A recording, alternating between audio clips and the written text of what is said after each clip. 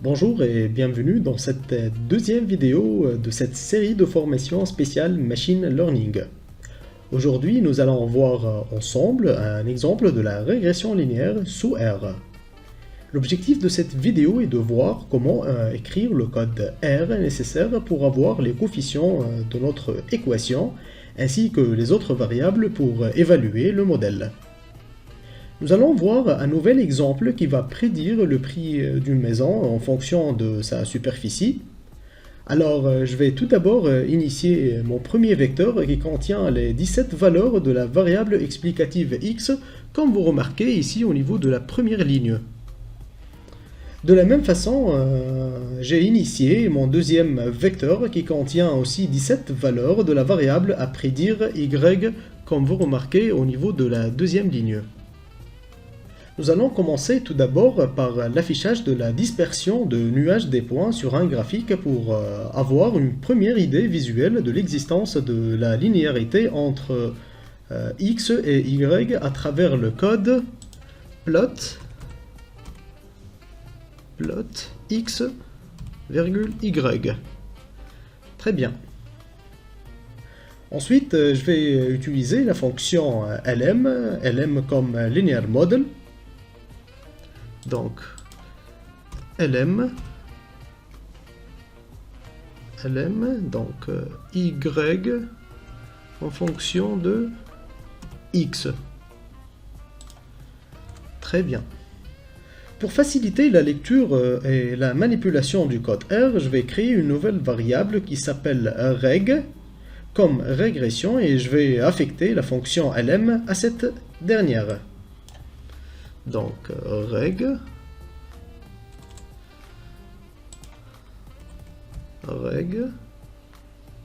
égale lm y en fonction de x. Très bien.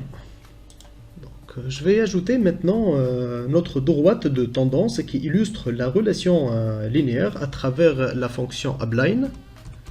Donc, abline reg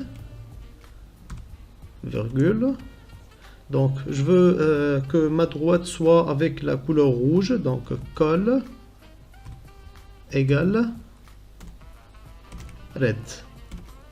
Excellent. Donc, vous vous rappelez de tous les calculs déjà vus la dernière fois? Les valeurs de bêta 0, les valeurs de bêta 1, la valeur de R carré, la covariance, la variance, F observé, T observé, etc. Tout ce calcul lourd va être effectué maintenant en une seule ligne de code sur R. C'est la fonction summary qui va nous sauver la vie cette fois-ci. Donc j'utilise la fonction summary de ma variable reg. Très bien. Une fois j'ai terminé toutes les instructions de mon code source, je vais compiler maintenant pour avoir les résultats attendus.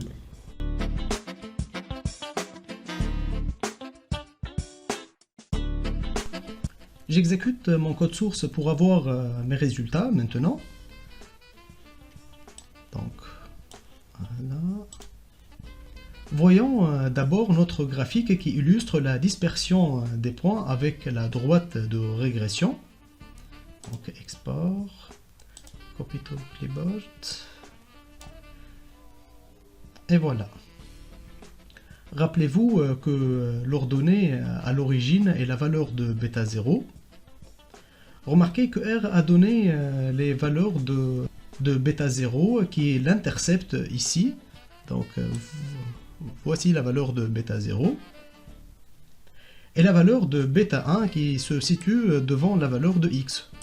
C'est la valeur de bêta 1. STD et error ici, c'est tout simplement l'écart type. Donc cette valeur, c'est l'écart type de l'intercept de bêta 0.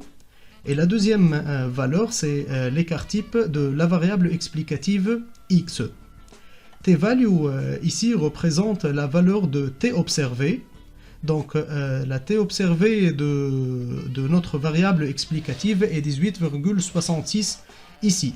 Donc il suffit de comparer cette valeur avec la valeur de t critique pour savoir si cette variable est explicative, oui ou non. On peut aussi déduire que cette variable est explicative directement à partir de cette valeur de PR.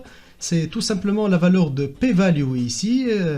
Remarquez que cette valeur est inférieure à 5%, à 0,05. Donc je peux déduire directement que cette variable est explicative. Voyons aussi ici, j'ai d'autres valeurs. Donc le multiple R squared ici, c'est la valeur de R carré.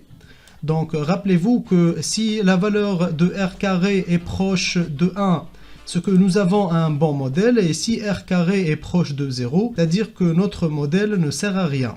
Cette valeur ici de 0,95, c'est-à-dire 95%, donc j'ai une valeur très proche de 1, donc j'ai un très bon modèle. La valeur de f statistique ici représente tout simplement la valeur de f observé qui est 348,2. On doit donc comparer cette valeur par la valeur de f critique pour savoir si le modèle est globalement significatif ou non.